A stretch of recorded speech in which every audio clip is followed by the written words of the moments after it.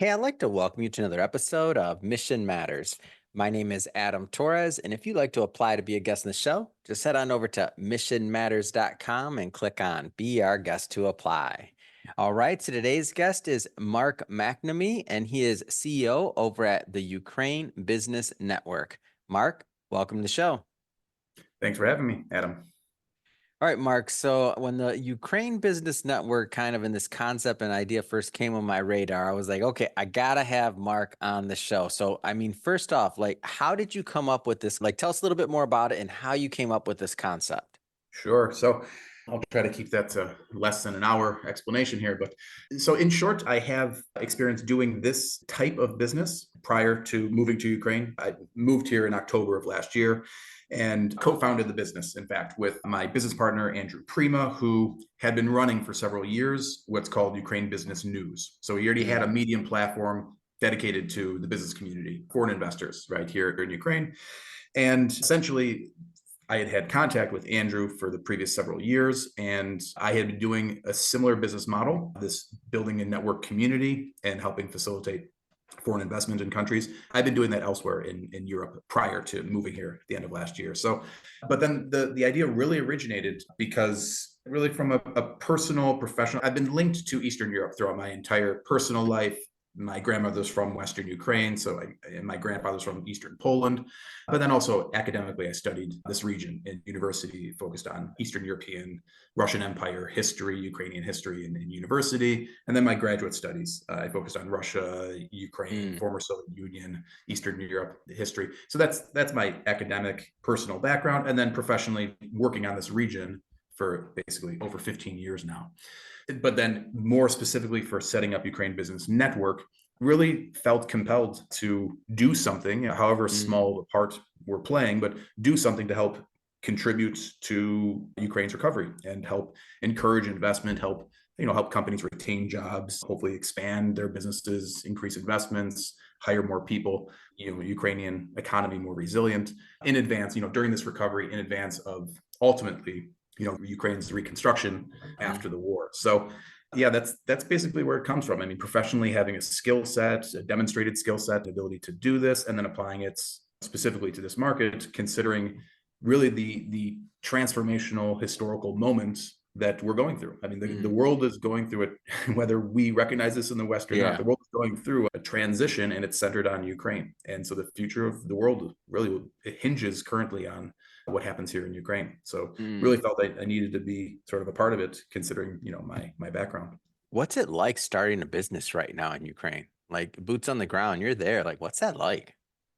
Ooh, well, look, starting a business anytime, any place is always That's challenging. what I'm thinking when you say that. I'm like, dang, Mark, like now you got these other, I mean, we Yeah, complain in the US sometimes about things, but then I'm thinking about like you added a whole nother layer here for me. So what's that yeah, like? Yeah. It's hard exactly. enough already.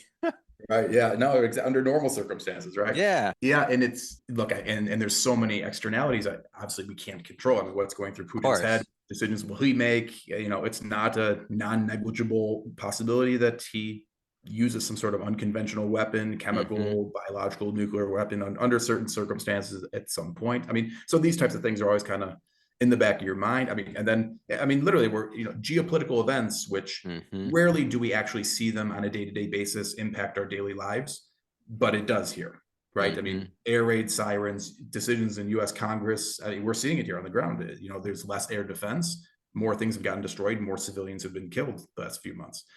And I can tell you, I mean, building a business here, we're of Hmm. course trying to gain members, and so reaching out to the business community here, and frankly, it's been going well, going positively, but there's been a palpable deterioration in the business community in the sentiment the last several months related to geopolitics, related to the lack of U.S. funding, the delay at least for these last Hmm. several months, and that it really does curtail willingness to invest, and then of course it has repercussions on our ability to sort of operate and drive a business here. So that's sort of the first thing, is that Hmm. and these things, we can't control what Speaker Johnson does in the House. Knock on wood, actually things look encouraging as of quite literally today, but it 2 weeks ago it wasn't so encouraging, right? And let's see what Yeah. happens in the coming days, and then what is Putin going to decide, and what is Germany, France, UK. So all these big picture things really having a direct and immediate impact on building a business. So that, yeah, in short, I would say that's kind of the unique feature of, Talk to me about the resiliency of the business community now that you're there. I mean, you've been there for not just there, but you worked in the region for a while. So I know but talk to me about the resiliency of like what it's like as you're getting out there and you're talking to these business owners. And because I mean, obviously to gain membership and to grow this network, it's going to take a lot of people right. participating and believing in the idea and the dream and the rebuilding, right? That's a Right. given. So, I mean, talk to me about that. Yeah, I mean, the resilience, I mean, that's like, it's almost become a cliche word because it's not a cliche. It's real. We see it all It's day, every cliche day. for us in the US Right. where we're sitting here and we're not like thinking about an air raid right now. That's when it becomes cliche. But if you're thinking about that or you're thinking about all the things you mentioned, and it sure isn't cliche. Go ahead, please. Right. No, you're exactly right. That perfect example. I mean, I can't tell you how many, we have meetings every day with businesses. Mm, Most days there's an air raid, oftentimes in the middle of the night on a Tuesday, let's say. mm, What happens? These people have families, they're living their lives. They have to get to work by 9 a.m. Everybody's awake in the middle of the night. They slept in the bathroom that night or whatever it might, they went down to the air raid shelter, whatever it might have been. mm-hmm, You wouldn't know it. You wake up, it's Wednesday morning, 9 a.m. They took the kids to school. I meet them for a meeting at their office at 10 a.m.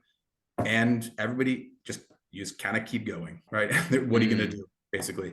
And to be perfectly honest, moving here, and Ukrainians have been dealing with this, so they've acclimated to it, of course. But I can even say moving here, I remember the first night, air raids and watching the Patriot systems intercepting the Kinjal missiles being sent, saving our lives over the city. And of course, the first night being very scared, second night, kind of, okay, well, this is kind of how it is. Third, fourth night, as strange as it seems, you just kind of turn back over and go back to bed. Right. Yeah. Not to downplay it, of No, course, of but course. No, but yeah. mentally, psychologically, you sort of start adjusting, and now it just becomes normalized. And now you just deal with daily air raid alerts, and you keep moving. And that, I mean, Adam, if you were here and you walked around with me when I'm walking to my meeting at 9 a.m. in the morning on a Yeah. random Wednesday, you would think nothing happened last night. Not the world's second largest military launching hypersonic missiles at the city that are being intercepted and swarms of 30 drones and all that. You'd have no idea that just occurred 4 or 5 hours ago, right? Yeah. The only little mini semblance of something that I've ever gone through that was even close to that, and it's not even close actually, but even just you just brought the memory up as being in Israel once, and I remember and I was younger, and I'm in a club or something, a bar or whatever, and they closed the doors and you couldn't leave, and everybody's dancing. I was going to leave. Like, oh, you can't leave right now. And I'm like, okay. But everybody's dancing, like nothing stopped. If I wasn't going to leave, I wouldn't even know. And they had like the robots out there because somebody left a backpack. So maybe it was a bomb or something. I was in Israel. And I'm like, and I was talking, I go back to talk to the bartender. I'm like, hey, we can't leave because of this. And he's like, oh yeah, whatever. He says, oh, yeah, he's American, whatever. He take a shot. And I'm like, oh, okay. I said, does everybody know? And he's like, oh yeah, you keep going. This is common. And I was like, wow, that's the first time I realized kind of what the American privilege side of like, what I have, right? Like, cause I didn't know. You read about this, but when you're there, you see it and and I was just sitting there after that and I'm like, how's everybody dancing? I'm the only person that's kind of a little worried or scared now.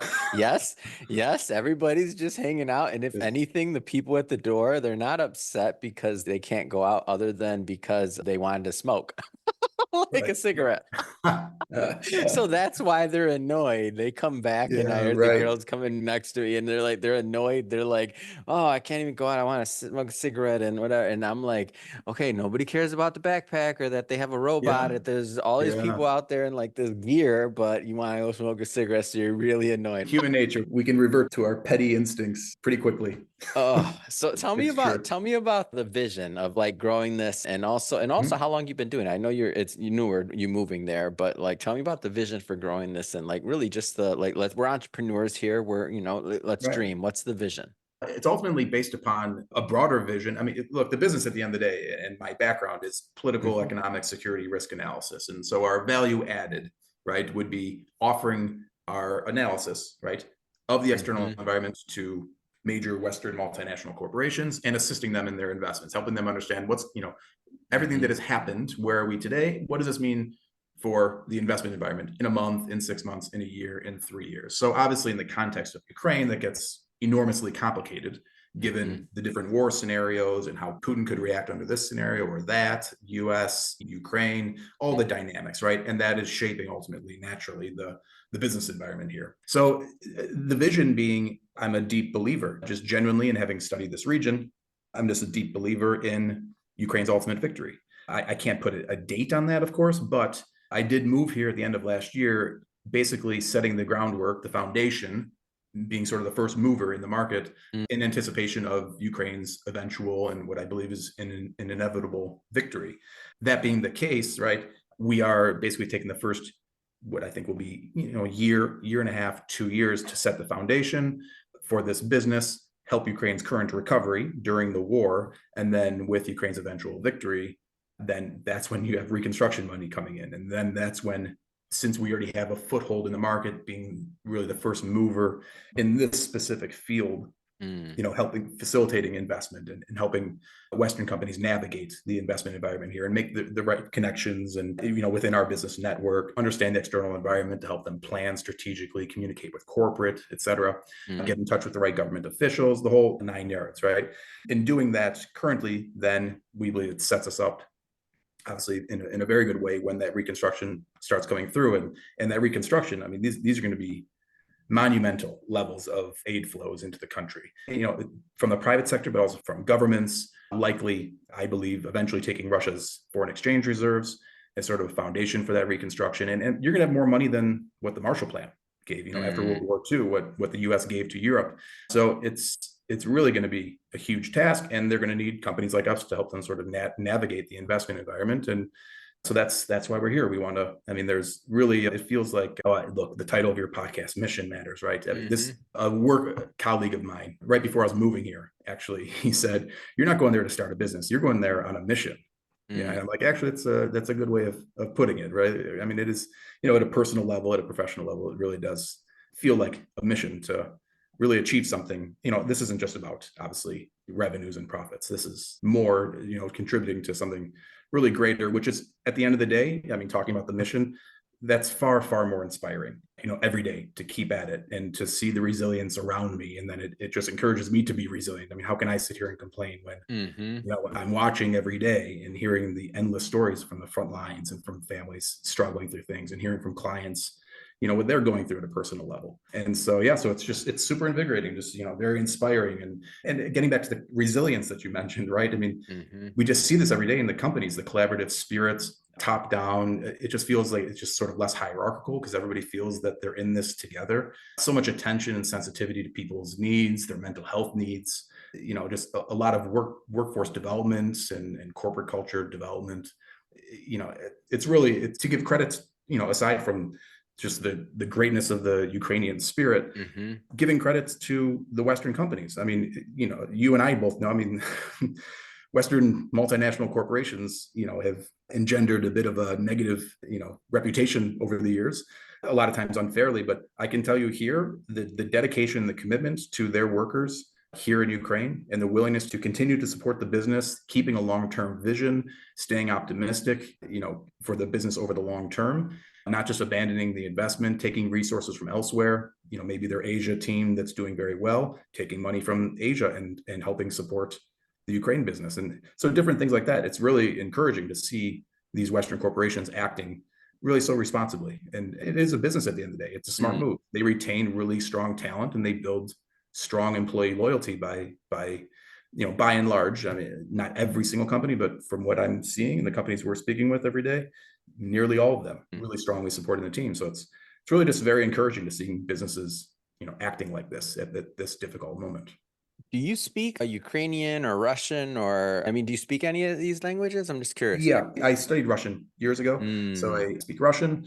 And then I've just, since moving here, I've started taking Ukrainian lessons. Yeah, I was just thinking that. I'm like, man, I felt you had some, you've been in the area for a while, so you have some, but I'm like, man, so now let's add some layers there. You're going there in the middle of a war zone, and unfortunately, obviously, and then the language side of things, and then now you're trying to pioneer and be a visionary really in advance of what we hope is coming next, right? So there's a lot of moving pieces there. So what's next? Like what's next in your rollout plan, like for this year, let's say for 2024?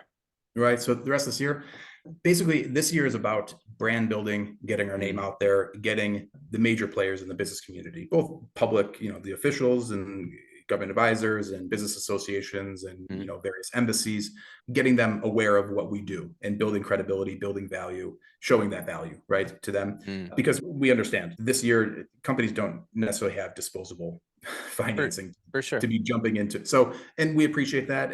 But we want to continue to help them naturally, assist them where possible, and then just showcase our value, which we just continue to demonstrate. And so just in short, the core of the business are 4 quarterly events, which we hold at really the primary events venue here in downtown Kyiv.